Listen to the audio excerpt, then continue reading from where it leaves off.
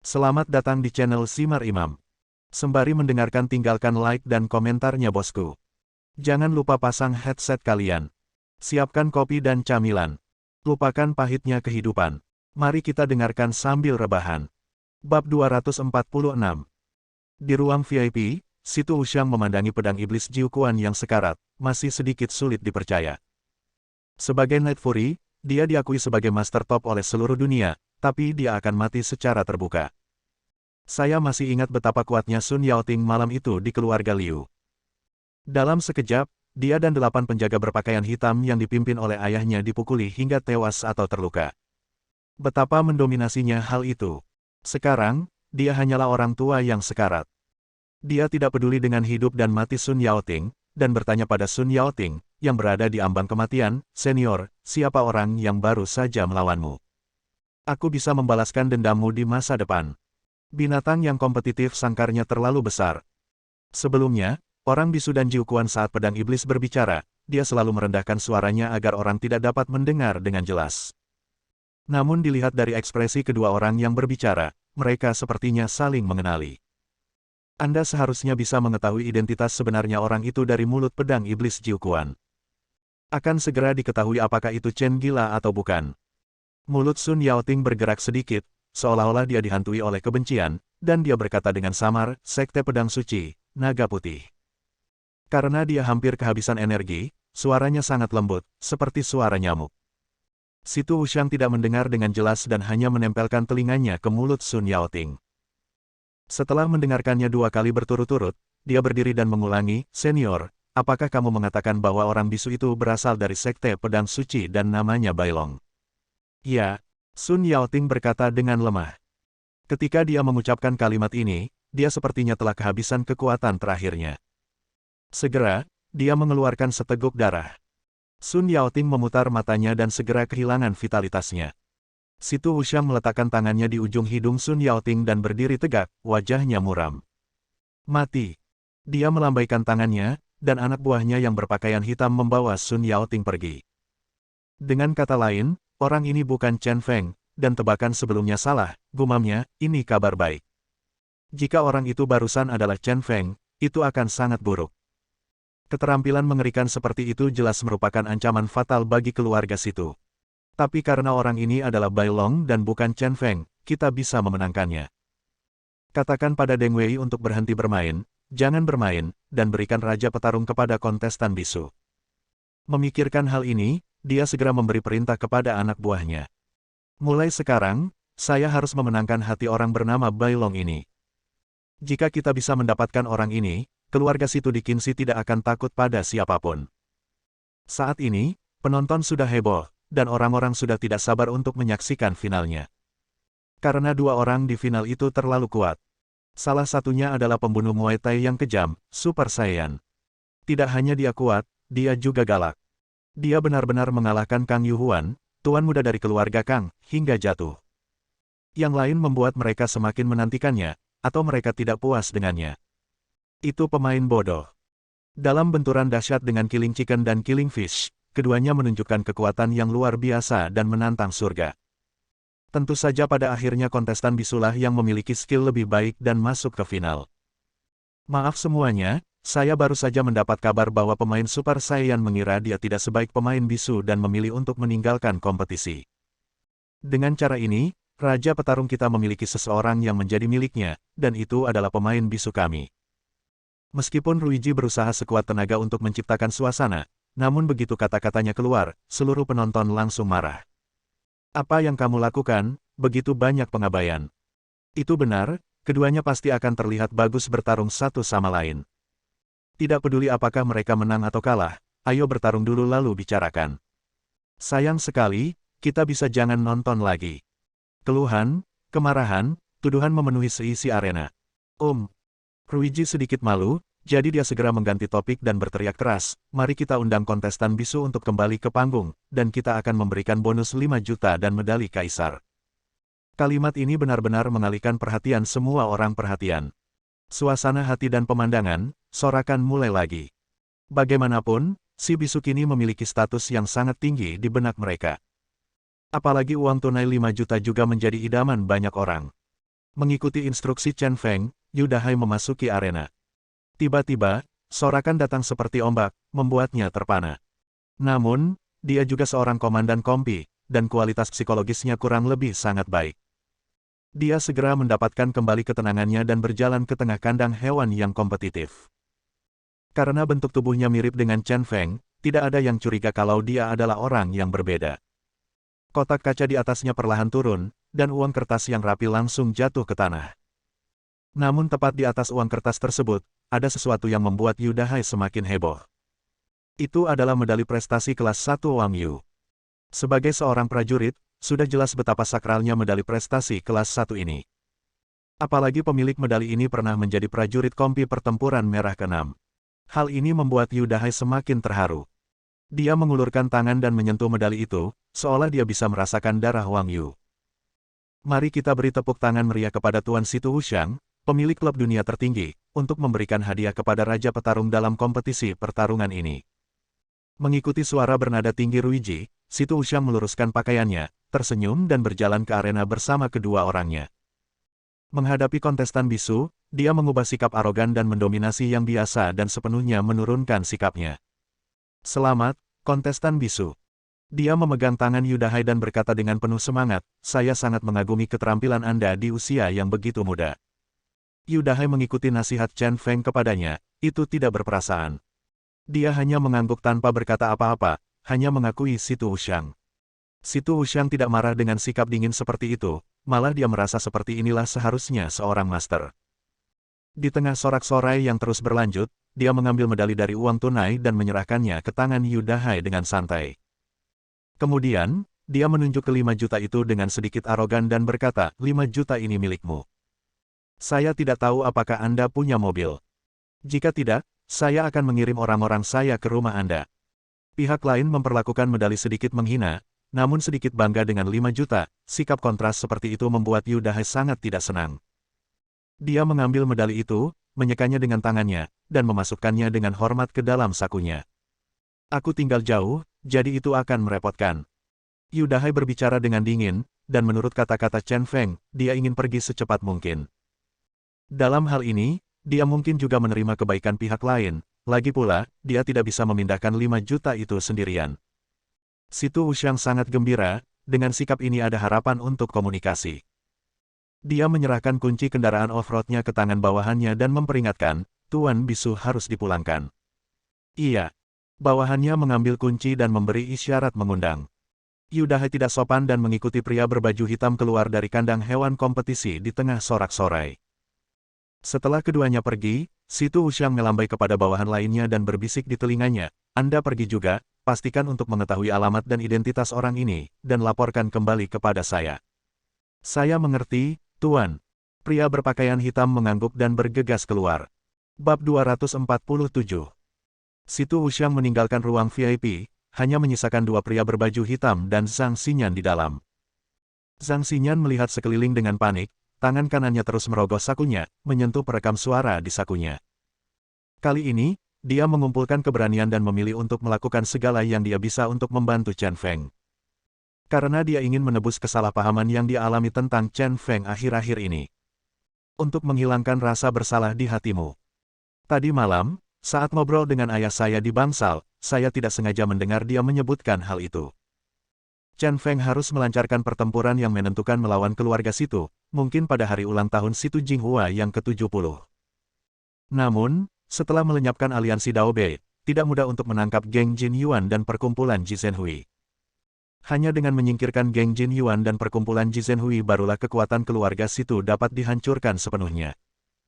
Zhang Shenghao awalnya mengatakannya secara tidak sengaja, tetapi Zhang Xinyan, sang pendengar, bersungguh-sungguh. Ia mengenang saat menjadi tamu di rumah Situ Wuxiang hari itu, Situ Wuxiang menjawab telepon dan mengobrol panjang lebar dengan seorang pria Jepang dalam bahasa Jepang. Saat itu, saya merasa Situ Wuxiang sengaja menghindarinya, dan itu aneh. Kalau dipikir-pikir sekarang, apakah dia membicarakan beberapa rahasia tentang keluarga Situ? Perasaan bersalah yang berkepanjangan, ditambah dengan keluhan Liu Jingbai ketika dia mengatakan dia menahan Chen Feng, akhirnya menyebabkan energi alam semesta kecil meledak.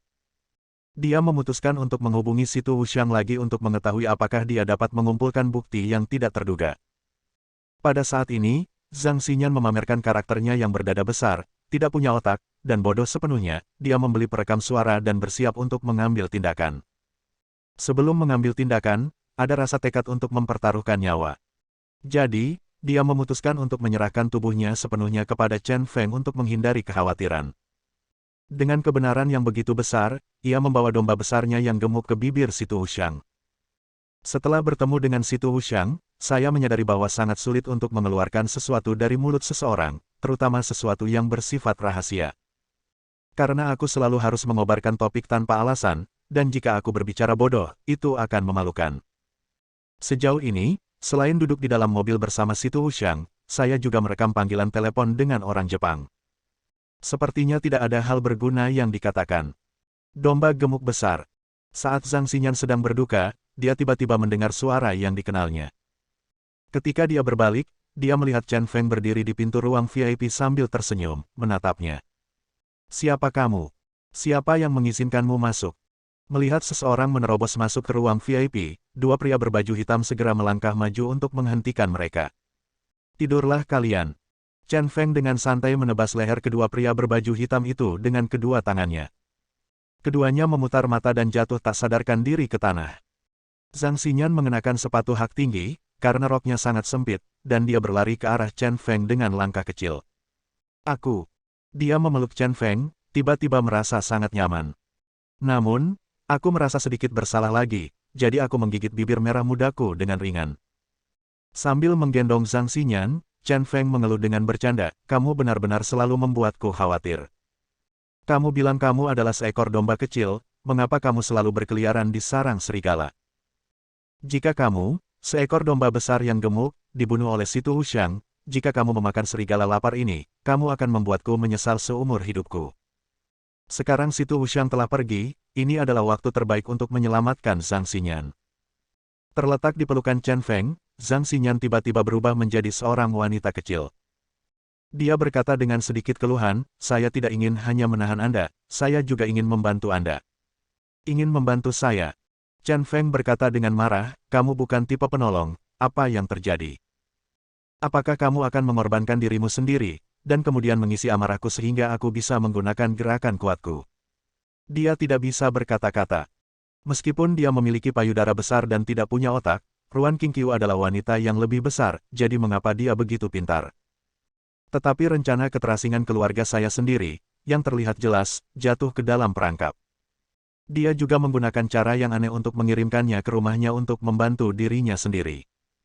Ini bukan untuk membantu diri sendiri, ini untuk mengirimkan kehangatan kepada lawan. Jika orang lain melakukan hal bodoh seperti itu, dia mungkin akan marah. Namun, Zhang Xinyan memiliki sifat yang aneh, bahkan jika dia menggunakan temperamen konyolnya untuk melakukan hal-hal bodoh, dia tidak bisa membuatnya marah. Keadaannya saat ini adalah dia sangat marah tetapi tidak bisa disalahkan. Untuk beberapa saat, saya cukup bingung. "Kamu bilang kamu membantuku, dan hasil apa yang kamu dapatkan?" Setelah memikirkannya sebentar, Chen Feng bertanya. Dia ingin melihat apa yang telah dilakukan gadis konyol ini. Zhang Xinyan memandang Chen Feng dengan penuh semangat, cemberut, dan mengeluarkan perekam suara di sakunya. Waktu perekam masih berjalan, dan sudah tercatat selama 6 jam 18 menit. "Apakah kamu merekam sesuatu?" Chen Feng bertanya dengan marah. Dia akhirnya mengerti apa yang harus dilakukan Zhang Xinyan di sini. "Saya tidak tahu bagaimana sirkuit otak yang menyegarkan ini berkembang." "Belum." Zhang Xinyan menjawab jujur sambil tersenyum. "Belum." "Apa? Kamu ingin melanjutkan rekaman?" "Oke, ikut aku, pulang dan masak mie instan." Chen Feng meraih tangan Zhang Xinyan dan berjalan keluar. Dia terdiam, wanita ini cocok untuk mengurus rumah dan mengasuh anak. Entah bagaimana saya bisa menjadi guru selama ini, dengan IQ-nya, saya akan bingung jika cepat atau lambat saya dijual. Begitu kedua orang itu keluar, Ruan Qingqiu, yang mengenakan topeng, mendatangi mereka. Sulit untuk pergi. Ada 3 pintu keluar, dan semuanya dikelilingi oleh orang-orang bersenjata. Dia melepas topengnya, wajahnya menjadi pucat, dan dia berkata dengan lemah, seolah-olah dia baru saja mendapat pukulan. Sepertinya pukulannya tidak kecil. Chen Feng mengerti bahwa pasti Ruan Qingqiu yang mendapatkan kebenaran dari Ruan Linglong. Untuk sementara, saya masih tidak bisa memikirkannya. Dia menoleh dan melihat ke dalam kandang binatang kompetitif Situ Wuxiang telah membagikan hadiah kepada Yu Dahai dan akan kembali. Jadi dia memasukkan Zhang Xinyan ke dalam Ruan Qingqiu, dan kemudian berkata dengan sangat serius, saya akan bergegas keluar dari pintu keluar paling utara dan menarik semua orang ke sana. Anda bawa Zhang Xinyan dan pergi. Pedang Iblis Jiu Quan sudah mati, rencana tertinggi Situ Wuxiang sia-sia. Medali prestasi kelas 1 Wang Yu dianugerahkan kepada wilayah militer konferensi diserahkan pada Yu Dahai, dan misi hari ini dapat dianggap selesai. Satu-satunya hal yang harus dilakukan sekarang adalah mengirim Zhang Xinyan pergi dari sini dengan selamat, sehingga dia tidak perlu khawatir. Karena selanjutnya akan ada drama besar antara dirinya dan Situ Wuxiang. Orang gila, aku. Zhang Xinyan tidak tahu apa yang terjadi, tetapi melihat ekspresi Chen Feng, dia tahu bahwa masalahnya serius, dan dia segera menjadi sedikit gugup. Dengarkan aku dan pergilah bersama wanita ini. Mata Chen Feng dingin dan dia tidak punya banyak waktu untuk menjelaskannya sekarang. Zhang Xinyan segera berhenti bicara. Sepertinya dia juga mengerti, dan kali ini sepertinya dia menahan Crazy Chen lagi. Dia merasa sangat tidak nyaman dan menyalahkan diri sendiri. Tapi dia tidak mengerti bahwa Ruan Qingqiu adalah wanita yang menjebak Chen Feng dengan Situ Wuxiang terakhir kali. Mengapa kita saling membantu sekarang? Ikuti aku, jangan ganggu dia lagi. Ruan Qingqiu sepenuhnya memahami Chen Feng, jadi dia meraih lengan Zhang Xinyan dan berjalan keluar. Sekarang kita harus memberikan ruang bagi pria ini untuk melakukan apa yang diinginkannya tanpa keraguan. Bab 248. Melihat dua pria berbaju hitam tergeletak di ruang VIP, Situ Wuxiang perlahan mengepalkan tinjunya.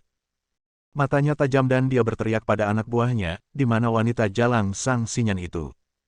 Semua anak buahnya tampak pucat dan saling memandang dengan bingung. Bang bang. Pada saat ini, suara tembakan terus-menerus terdengar samar-samar, datang dari utara. Itu pasti Chen Feng. Situ Wuxiang segera menyadari bahwa pasti penjaga di gerbang utara yang menemukan Chen Feng, dan perkelahian pun terjadi antara kedua belah pihak, yang memicu tembakan terus-menerus. Saat ini, pertandingan berakhir, dan para penonton keluar satu persatu. Semburan tembakan cepat ini langsung menyebabkan arena yang sepi kembali meledak. Entah siapa yang pertama berteriak dan lari, lalu penonton lari ke segala arah, benar-benar kacau balau. Itu dia, pergi ke gerbang utara untuk mendukungku. Aku harus mengepung dan membunuh Chen Feng di sini malam ini. Jangan biarkan dia bergegas keluar. Situ Wuxiang mengertakkan giginya dengan marah. Dia awalnya mengira Zhang Xinyan datang ke pintu, dan dapat digunakan sebagai kartu truf. Dengan kartu truf ini di tangan, tidak perlu takut dengan trik apa yang bisa dilakukan Chen Feng. Sekarang tampaknya Chen Feng pasti telah membawa pergi Zhang Xinyan dan keluar dari pengepungan. Yah, itu tidak benar. Dia baru saja mengambil 2 atau 3 langkah bersama anak buahnya ketika matanya tiba-tiba membeku. Ini serangan dari timur dan barat. Cepat, beritahu penjaga di 2 gerbang lainnya untuk tidak pergi, dan berjaga-jaga. Tembak penonton yang keluar. Baru setelah identitas mereka diverifikasi barulah mereka dibebaskan. Orang di gerbang utara pasti Chen Feng, tapi Chen Feng mungkin tidak membawa Zhang Xinyan bersamanya. Jika Anda terburu-buru membawa beban, kemungkinan besar Anda berdua akan terjerumus ke dalam masalah. Jika dia sendiri yang menciptakan konflik dan memikat penjaga dari pintu lain, maka Zhang Xinyan dapat memanfaatkan kekacauan tersebut dan melarikan diri melalui pintu lain. Itu pasti. Beritahu penjaga di 2 gerbang lainnya bahwa selama mereka perempuan, mereka akan diinterogasi dengan ketat. Begitu mereka menemukan Zhang Xinyan, mereka akan ditangkap dan segera dibawa ke saya. Situ Wuxiang memberi perintah lagi. Meskipun rencana Chen Feng bagus, tapi dia juga tidak bodoh. Sekarang saya di sini, saya ingin melarikan diri, tetapi tidak sesederhana itu. Setelah Zhang Xinyan ditangkap, mari kita lihat kemana Chen Feng bisa pergi. Orang-orang dari keluarga Kang sedang dalam perjalanan, dan mereka akan menggunakan kekuatan keluarga Kang untuk membunuh Chen Feng. Setelah sibuk sekian lama malam ini, itu bisa dianggap selesai. Ya, Tuan Muda. Bawahan itu menerima perintah itu dan segera pergi. Tuan, baru saja sejumlah besar penonton berkerumun, dan 2 wanita berlari keluar. Salah satu dari mereka mengenakan pakaian yang sama dengan Nona Zhang. Keduanya sedang mengendarai BMW dan segera pergi. Pada saat ini, suara penjaga gerbang timur terdengar melalui interkom. Situ Wuxiang langsung marah dan berteriak, Kejar mereka, jika mereka lari, saya akan mematahkan kakimu. Hampir dapat dipastikan bahwa Zhang Xinyan termasuk di antara orang-orang yang melarikan diri. Sekarang kartu Zhang Xinyan terlalu penting, dan itu adalah kunci untuk menahan Chen Crazy. Jika Zhang Xinyan melarikan diri, maka Chen Feng akan menjadi seperti naga tersembunyi yang kembali ke laut, bertindak tidak bermoral. Terlepas dari apakah dia bisa dibunuh atau tidak, itu pasti akan sangat sulit. Tapi ada hal aneh lainnya, dua wanita. Siapa yang bersama Zhang Xinyan? Ayo, ikuti aku ke gerbang utara dan kelilingi serta bunuh Chen Feng. Mengesampingkan pertanyaan ini, Si Tu Wuxiang melambaikan tangannya dan membawa Deng Wei dan beberapa orang kepercayaannya ke gerbang utara untuk mendukungnya. Sudah terlambat baginya untuk mengejar Zhang Xinyan, jadi dia hanya bisa bergantung pada anak buahnya. Dalam hal ini, dia harus memastikan bahwa Chen Feng dikepung dan dibunuh di gerbang utara dan tidak boleh membiarkan Chen Feng melarikan diri. Begitu Anda lolos, kesuksesan Anda akan sia-sia. Beberapa orang bergegas maju, dan ketika mereka mendekati gerbang utara, tiba-tiba ponsel Si Tu Wuxiang berdering. Dia mengeluarkan ponselnya dengan tidak sabar dan menunduk. Ternyata itu pesan teks dari Zhang Xinyan, atau MMS. Bingung, saya membukanya dan melihatnya. Persetan denganmu. Begitu dia melihatnya, Si Tu Wuxiang segera melemparkan ponselnya ke tanah karena marah. Ponselnya hancur dan bagian yang tersisa beterbangan. Di gerbang timur, Ruan Qingqiu dan Zhang Xinyan memanfaatkan kekacauan itu dan berlari keluar. Namun begitu dia pergi, dia ditemukan oleh anak buah Si Tu Wuxiang. Untungnya, mobil Ruan Qingqiu tidak jauh, dan mereka berdua segera masuk ke dalam mobil. Ruan Qingqiu mengendarai mobilnya, dan ketika beberapa pria bersenjata mencegatnya dengan beberapa tembakan, dia menundukkan kepalanya dan menginjak pedal gas, dan bergegas mendekat. Mendengar suara tembakan, Zhang Xinyan ketakutan. Menutupi kepalanya, dia bersembunyi di bawah kursi belakang. Namun begitu dia berkendara sejauh 50 meter, dua kendaraan off-road mengejarnya. Dan seorang pria bersenjata keluar dari jendela dan menembak mobil mereka. Sekali Anda menginjak ban, Anda akan tertangkap. Nona Zhang, Anda harus memiliki nomor telepon Si Tu Wuxiang. Kirimkan foto yang baru saja saya kirimkan kepada Anda ke Si Tu Wuxiang, dan tuliskan kalimat. Jika ada mobil lain yang mengikuti Anda, saya akan membuat Anda mati. Ruan Qingqiu yang anggun berbicara dengan perasaan ganas yang jarang terjadi di akhir kata-katanya. Zhang Xinyan bersandar di belakang, mendengarkan semburan tembakan dan suara ban bergoyang dari sisi ke sisi, merasa sangat gugup. Namun dia tetap mengeluarkan ponselnya dan menemukan nomor telepon Si Tu Wuxiang. Dia mengirimkan foto-foto anak-anak yang baru saja dikirimkan Ruan Qingqiu kepadanya, bersama dengan kata-kata kasar itu, ke Si Tu Wuxiang. Setelah mengirimkannya, dalam 1 menit, Zhang Xinyan tiba-tiba merasa mobilnya stabil. Lalu dia dengan hati-hati mengangkat kepalanya dan menoleh ke belakang. Kedua mobil yang mengejar mereka menghilang. Mereka berhenti mengejar. Zhang Xinyan masih tidak mengerti mengapa orang-orang ini tiba-tiba berhenti mengejar setelah mereka mengejar dengan begitu ganas tadi. Apakah hanya karena beberapa foto anak-anak? Ruan Qingqiu mencibir dan berkata dengan lembut, itu wajar. Bahkan jika Si Tu Wuxiang adalah binatang buas, bagaimanapun juga, foto yang baru saja Anda kirimkan adalah anaknya.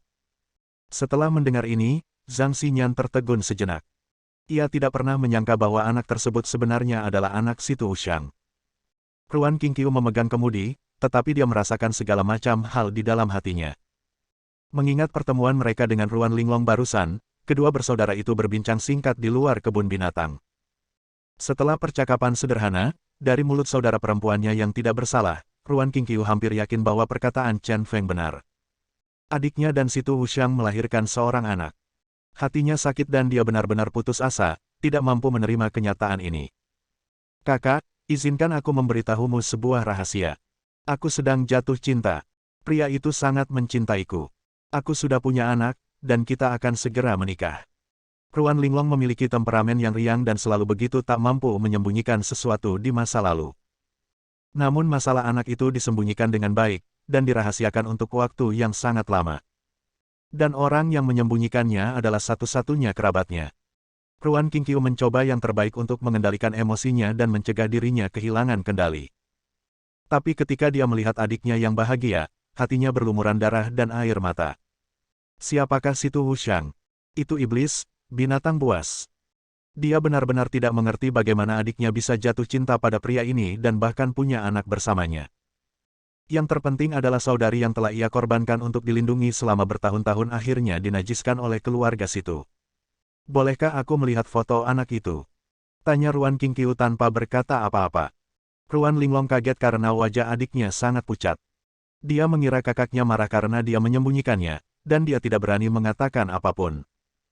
Dia mengeluarkan ponselnya dan menunjukkan kepada kakaknya foto-foto yang sering dia ambil saat dia bosan. Dia sangat yakin bahwa kakaknya akan senang jika dia melihat keponakan yang begitu manis. Memegang ponsel Ruan Linglong dan melihat anak di dalam, Ruan Qingqiu tiba-tiba mengalami linglung. Anaknya sangat lucu, namun di antara kedua alisnya, dia selalu merasa sangat mirip dengan Situ Wuxiang, dengan aura yang jahat. Dia tidak menyukainya.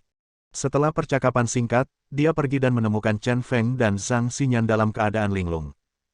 Alasan pengambilan foto ini sebenarnya untuk menakut-nakuti Situ Wuxiang dan membantu Zhang Xinyan melarikan diri. Inilah yang dijanjikan kepada Chen Feng sebelumnya. Satu hal lagi, Anda juga bisa melihat apakah Situ Wuxiang benar-benar peduli dengan anak ini. Situ Wuxiang adalah orang yang sangat pintar, trik seperti itu harus segera diketahui. Namun para pengejarnya pergi, yang menunjukkan bahwa Situ Wuxiang sebenarnya percaya bahwa anaknya dalam bahaya. Hanya ada satu kemungkinan, Situ Wuxiang juga sangat menyayangi anak ini. Ia ketakutan dan bingung saat itu sehingga berujung pada salah penilaian. Pikiran berputar-putar, pikiran Ruan Qingqiu sangat bingung. Dia menekan sebuah tombol, dan plat nomor di bagian belakang mobil berputar dan berubah menjadi plat nomor lain seluruhnya. Dan dia menginjak pedal gas sangat dalam, dan kecepatan mobil hampir mencapai hampir 200. Bab 249. Katakan pada penjaga di gerbang timur untuk berhenti mengejar Zhang Xinyan. Situ Wuxiang menjatuhkan teleponnya ke tanah, dan dua urat besar di pelipisnya bergetar. Dia sangat marah sehingga dia menendang pipa besi di rak dan menjatuhkannya ke samping. Sungguh aneh, bagaimana mungkin Zhang Xinyan, seorang perempuan jalang, tahu bahwa dia punya anak. Dia juga akan meributkan anak-anaknya untuk mengintimidasi dirinya sendiri. Orang-orang itu ketakutan dan membeku di tempat. Mereka belum pernah melihat Situ Wuxiang begitu marah sebelumnya. Deng Wei melambai ke satu orang, dan orang itu berjalan ke samping dan mengeluarkan ponselnya. Situ Wuxiang mondar-mandir dan meninju tembok dua kali lagi. Sepotong penutup dinding jatuh, membentuk kepalan tangan. Sial, aku telah tertipu. Pada saat ini, dia tiba-tiba menyadari ada sesuatu yang tidak beres. Saya ingin melihat lagi foto-foto di telepon, tetapi telepon telah berubah menjadi beberapa bagian. Dia segera mengertakkan gigi dan menjadi semakin kesal. Pihak lain memperlakukannya sepenuhnya seperti monyet. Foto anak tadi adalah foto anaknya. Tapi dia tidak menangis atau membuat masalah, dan dia tidak terlihat seperti sedang dipaksa mengambil foto. Oke, kamu Chen Feng. Aku harus mengulitimu hari ini. Dia baru saja hendak mencabut perintah itu, tetapi dia menghentakkan kakinya dengan kesal. Hampir 1 menit kemudian, dan Zhang Xinyan sudah melarikan diri tanpa jejak. Pergi ke geng Jinyuan untuk mengerahkan 20 pria bersenjata dan 4 penembak jitu. Juga, beritahu keluarga Liu bahwa pedang iblis Jiuquan dibunuh oleh Chen Feng. Sekarang Chen Feng dikepung, dan minta mereka mengirim orang ke sini secepatnya. Bunuh Chen Feng. Karena Zhang Xinyan melarikan diri, maka kita harus membunuh bajingan Chen gila ini. Kali ini, dia ingin mengumpulkan kekuatan dari 3 keluarga besar, keluarga Situ, keluarga Liu, dan keluarga Kang. Dia tidak percaya bahwa dia tidak bisa membunuh Chen Feng. Deng Wei berkata, Tuan, saya baru saja memerintahkan anggota geng Jinyuan untuk bergegas. Keluarga Kang juga mendapat berita kematian Kang Yuhuan. Saya kira mereka hampir sampai. Adapun keluarga Liu, ada beberapa Liu anggota keluarga di antara penonton. Mata-mata dari keluarga Liu pasti juga mendapat berita tentang kematian pedang iblis Jiuquan, dan saya pikir mereka harus segera berangkat. 3 keluarga besar di Qinzi memiliki tujuan yang sama kali ini untuk Chen Feng. Situ Wuxiang melambaikan tangannya dan berkata, ayo pergi, tekan Chen Feng di gerbang utara. Kita tidak boleh membiarkan dia melarikan diri sebelum 2 keluarga bangsawan lainnya tiba. Situ Wuxiang. Saat dia melangkah maju, dia mendengar seseorang memanggilnya. Situ Wuxiang segera berbalik dan melihat bahwa orang yang datang tak lain adalah Kang Shengze, generasi kedua dari keluarga Kang. Kang Sengze menempati urutan kedua dalam generasi kedua keluarga Kang dan memiliki prestise yang tinggi.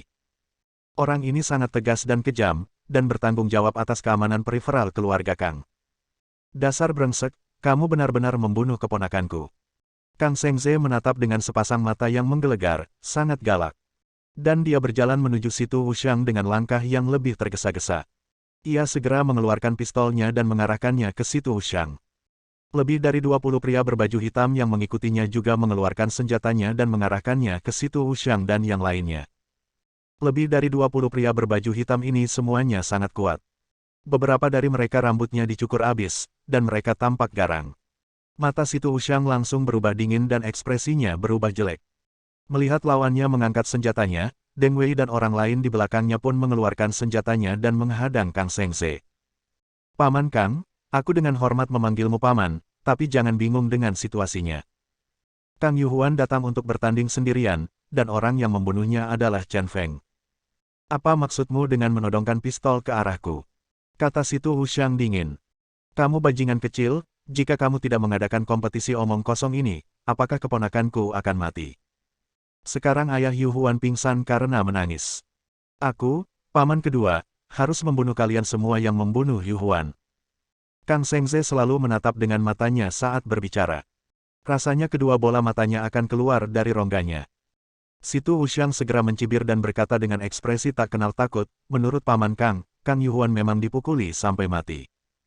Jika ibunya tidak melahirkannya, dia tidak akan dipukuli sampai mati hari ini. Tidakkah kamu mengerti prinsip ini?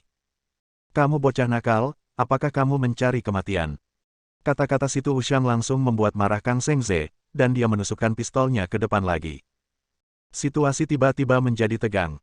Situ Wuxiang tersenyum hantu, dia yakin Kang Sengze tidak berani menembak. Paman Kang, jangan marah. Aku akan meminta maaf padamu dulu. Dia kehilangan kekuatannya dan membungkuk untuk memberi hormat pada Kang Sengze. Kemudian, dia melanjutkan, Chen Feng lah yang membunuh Kang Yuhuan. Orang-orangku bertarung sengit dengan Chen Feng tidak jauh dari sana. Jika Chen Feng lolos, maka Paman Kang akan punya waktu untuk bertengkar denganku di sini. Ya. Dengan langkah tersebut, kemarahan Kang Sengze berangsur-angsur mereda, dia melambaikan tangannya dan meletakkan senjatanya. Ia juga mengetahui bahwa Situ Wuxiang tidak bisa disalahkan atas hal ini, karena Kang Yuhuan mengikuti kompetisi tersebut dan keluarganya juga mengetahuinya. Penyerangan terhadap Situ Wuxiang kali ini sebenarnya untuk mengintimidasi keluarga Situ, sedangkan yang meninggal dalam keluarga tersebut menjadi korbannya. Siapa sangka bajingan kecil ini memiliki sikap yang begitu keras hingga hampir membuatnya takut. Di mana bajingan Chen Feng itu? Aku akan membunuhnya. Mengintimidasi keluarga Situ adalah masalah kecil, tetapi membalaskan dendam Kang Yuhuan adalah masalah besar. Sekarang bukan waktunya untuk marah pada bajingan kecil ini. Setelah membunuh Chen Feng, kita bisa meminta penjelasan dari keluarga Situ. Situ Wuxiang menunjuk ke gerbang utara tidak jauh dari sana dan berkata, itu ada di sana, tapi saya harus mengingatkan Paman Kang bahwa Chen gila ini adalah karakter yang kejam, dan preman biasa tidak bisa membunuhnya. Pengingat ini sangat bagus disengaja. Taruh hatimu di perutmu. Kali ini aku membawa 10 pelayan paling mematikan dari keluarga Kang. Tidak peduli seberapa kuat mereka, aku tetap mengalahkannya. Kang Sengze melambaikan tangannya dan bergegas ke gerbang utara bersama anak buahnya. 10 pria pembunuh. Mendengar nama itu, mata Situ Wuxiang tertuju pada 10 pria botak berbaju hitam. Segera, senyuman licik muncul di sudut mulutnya. Meskipun keluarga Kang tidak terlibat dalam industri gelap, bagaimanapun juga, keluarga tersebut adalah keluarga bangsawan dan telah memiliki banyak bawahan untuk perlindungan diri. Uang dapat membuat dunia berputar, dan sejumlah besar bawahan, yang telah mengumpulkan semua jenis bakat, bertanggung jawab atas Kang Sengze. Di antara sejumlah besar bawahan ini, yang paling terkenal dan terkuat adalah 10 Deadpool. Saya mendengar bahwa 10 orang ini berlatih kungfu yang disebut 10 putra King Kong, dan tubuh mereka seberat tangan dan kaki baja. Ditambah dengan kerjasama diam-diam di antara 10 orang tersebut, hampir tidak ada orang yang tidak bisa dibunuh selama mereka dikepung dan dibunuh. Saya mendengar bahwa Tuan Lan Fengyuan pernah berkata bahwa dia cukup beruntung bisa melawan 10 pria pembunuh, dia sudah agak dikalahkan ketika lawan hanya memiliki 3 orang untuk diserang. Jika 10 orang bekerja sama, kekuatan bertarung mereka hampir bisa dikatakan menakutkan. Kali ini keluarga Kang mengirimkan semua kartu truf mereka seperti 10 Deadpool, terlihat jelas bahwa mereka sangat marah dan pasti akan membunuh Chen Crazy. Bab 250. Di luar gerbang utara ada jalur hijau, penghijauan dilakukan dengan baik, seperti taman kecil yang sempit. Dan tempat ini berbatasan dengan Yanbei Avenue. Chen Feng bersembunyi di balik pohon dengan pistol di tangannya. Senjata ini baru saja direbut dari lawan dan berisi 12 peluru. Total ia melepaskan 5 tembakan, namun tidak ada satupun yang berakibat fatal, semuanya mengenai tangan kanan lawannya. Ada hampir 15 orang yang mengelilinginya, tetapi mereka tidak berani maju. Karena jika ada yang maju selangkah, pasti dia akan kembali dengan tangan kanannya berlumuran darah. Keahlian menembak pria ini sangat akurat, sangat akurat. Tempatnya tidak cukup ramai, dan kita tidak tahu kapan orang-orang bodoh dari keluarga Kang itu akan datang. Ngomong-ngomong, keluarga situ pasti akan datang juga. Gumam Chen Feng, dengan ekspresi santai di wajahnya, melihat santai dan tenteram. Faktanya, dengan situasi saat ini, dia bisa pergi sepenuhnya, tidak ada yang bisa menghentikannya. Namun, dia sama sekali tidak berniat pergi. Drama hebat malam ini tidak akan mungkin terjadi tanpa dia. Kini Situ Wuxiang sudah selesai bernyanyi, saatnya dia bernyanyi dengan baik. Jika dia tidak membuat ketiga keluarga bangsawan bodoh ini bahagia, maka perjalanan ini akan sia-sia. Ding! Saat ini, telepon Chen Feng berdering. Dia mengeluarkan ponsel barunya dan menjawab panggilan itu. Suara khawatir Zhang Xinyan datang dari sisi lain. Gila, kita aman. Kita sudah memasuki kota sekarang. Ngomong-ngomong, kamu harus memperhatikan keselamatan. Itu aku. Selama aman, cari tempat terpencil dan buka hotel untuk menginap. Saat aku selesai dengan pekerjaanku di sini, jadi aku akan mencarinya. Kamu. Chen Feng langsung menyela Zhang Xinyan. Dia awalnya ingin meminta maaf, tetapi setelah mendengar apa yang dikatakan Chen Feng, Zhang Xinyan berhenti berbicara ketika kata-kata itu keluar dari bibirnya. Oke, aku akan menunggumu. Jika itu masalahnya, mari gunakan tubuh kita untuk menghibur Chen Feng malam ini. Setelah menutup telepon, Crazy Chen menyipitkan matanya dan merasa jauh lebih rileks. Sekarang setelah Zhang Xinyan pergi, dia tidak memiliki beban sama sekali. Apalagi tiga keluarga besar bangsawan, bahkan jika seorang majikan datang, tidak ada yang bisa melakukan apapun padanya. Cepat, temukan Chen Feng dan bunuh dia. Tiba-tiba, sekelompok orang lain bergegas keluar dari gerbang utara. Mereka semua berpakaian hitam, dan 10 di antaranya sangat mencolok. Semuanya berkepala botak dan terlihat sangat galak. Kami di sini, kemungkinan besar dari keluarga Kang, membawa biksu untuk membacakan sutra demi keselamatan Kang Yuhuan. Chen Feng mencibir dan mengambil senjatanya. Mengincar pemimpin lawan, ia sengaja meleset dari sasaran dan menembak. Suara, bang. Peluru itu menembus langsung ke kepala Kang Sengze dan merontokkan beberapa helai rambut. Ah! Kang Sengze terkejut dan buru-buru berjongkok, tiba-tiba berkeringat. Cepat, lindungi, Chen Feng ada di sana. Orang-orang berbaju hitam dengan cepat mengepung Kang Sengze, dan semua orang mengarahkan ke tempat Chen Feng menembak secara acak. Crazy Chen berbalik ke samping dan bersembunyi di balik pohon, dan semua pelurunya mengenai pohon besar. Kasihan pohon elem tua ini, ia dipukuli hingga berkeping-keping tanpa alasan. Hei! Tiba-tiba terdengar suara pengereman lagi. Ada 7 atau 8 mobil lagi yang diparkir di Yanbei Avenue tidak jauh dari sana, dan 20 atau 30 pria berbaju hitam segera keluar. Dapatkan semuanya. Pemimpinnya tidak lain adalah Liu Hongsheng dari keluarga Liu. Dia melambaikan tangannya, dan 20 atau 30 sosok berkerumun menuju Chen Feng. Di saat yang sama, 7 atau 8 orang keluar dari gerbang utara. Situ Wuxiang lah yang memimpin Deng Wei dan lainnya. Saya meminta semua orang dari 2 gerbang lainnya untuk datang ke gerbang utara. Saya tidak percaya. Dia dikelilingi oleh begitu banyak orang hari ini. Apakah dia gila? Situ Wuxiang menggosok tangannya dengan penuh semangat. Dengan begitu banyak orang. Dengan begitu banyak senjata, jika Chen Feng melarikan diri hari ini, wajah mereka akan dipermalukan ke rumah nenek mereka. Tempat ini semakin panas, dan semua orang yang seharusnya datang telah datang. Chen Feng menyipitkan matanya dan melihat sekeliling. Namun, perjuangannya tidaklah kecil. Dia tidak cemas sama sekali, dia dengan tenang menyalakan rokok dan menghisapnya dengan tenang. Lalu, dengan sebatang rokok tergantung di sudut mulutnya, dia mencibir. Pertandingan malam ini akhirnya bisa dimulai. Setelah mengeluarkan asap, matanya sedikit menyipit dan menjadi lebih dingin. Tiba-tiba ia melompat keluar dari balik pohon besar, seperti seekor cheetah, berlari ke arah barat dengan kecepatan yang sangat cepat. Ada 4 pria bersenjata berbaju hitam di sisi barat, bersembunyi di balik pepohonan. Ketika dia melihat Chen Feng berlari ke arahnya, dia segera mengambil pistol dan menembak. "Keluar, bunuh dia!" teriak Situ Wuxiang, dan pria berbaju hitam lainnya juga mengangkat senjata dan menembak ke arah Chen Feng. Begitu banyak orang, begitu lebatnya hujan tembakan. Namun, sesuatu yang ajaib terjadi. Di bawah cahaya redup, kecepatan Chen Feng tiba-tiba meningkat, begitu cepat sehingga hampir mustahil untuk melihat dengan jelas dengan mata telanjang. Samar-samar aku hanya bisa melihat bayangan gelap, seperti hantu, berlarian di sabuk hijau. Ada semburan tembakan, terus-menerus, tapi tidak ada yang bisa menghentikannya. Bang bang bang bang. Saat melaju dengan kecepatan sangat tinggi, Chen Feng juga mengangkat pistolnya dan melepaskan 4 tembakan. 4 peluru menyembur keluar dari moncongnya hampir terus-menerus. Keempat pria berbaju hitam yang mengelilingi sisi barat tidak berbalik sama sekali dan mulai meratap di saat yang bersamaan. Masing-masing tertembak di tangan kanan dan pistolnya jatuh ke tanah. Segera, bayangan gelap melewati mereka, membawa hembusan angin. Wajah keempat orang itu tertiup angin dingin, dan mereka tiba-tiba sadar.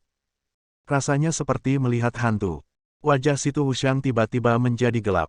Dengan banyaknya orang, Chen Feng justru melarikan diri dengan begitu tenang. "Cepat, jangan biarkan dia lari."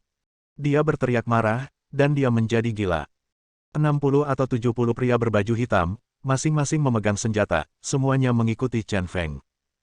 Suara tembakan terdengar secara sporadis, dan sosok hitam di kejauhan semakin menjauh. "Hanya kamu yang masih ingin mengejarku. Sobat, aku pernah membunuh 4 macan tutul di Afrika." Chen Feng terkekeh dan membandingkan kecepatannya dengan dia. Dia bahkan tidak bisa mencium bau abu di balik pantatnya. Bas! Tiba-tiba terdengar suara pedal gas. Chen Feng berbalik dan melihat Liu Hongsheng dan anak buahnya mengejarnya dengan mobil. Orang-orang berbaju hitam di dekat jendela menurunkan jendela mereka satu persatu dan menembak ke arahnya. "Aku pergi. Aku bisa berlari lebih cepat dari macan tutul, tapi aku tidak bisa berlari lebih cepat dari mobil." Dia mengelak ke kiri dan ke kanan dan mempercepat lagi. Dia benar-benar mendorong mobil-mobil yang telah melaju sejauh 100 meter. Brengsek, ayolah. Mata Liu Hongsheng membelalak dan dia tidak bisa mempercayainya. Seseorang yang berkaki dua sebenarnya bisa berlari lebih cepat daripada mobil. Mobil itu berakselerasi hingga lebih dari 100, dan sekarang berhasil menyusul Chen Feng. Namun, dia juga sampai di tujuan Chen Feng, gerbang barat. Saat ini, 7 atau 8 penjaga yang semula berada di gerbang barat telah menutup gerbang dan bersiap pergi ke gerbang utara untuk membantu sesuai perintah Situ Wuxiang. Melihat ini, Chen Feng mengangkat senjatanya dan memukul seseorang tepat di punggung tangan kanannya. 7 atau 8 penjaga langsung panik dan mencari perlindungan.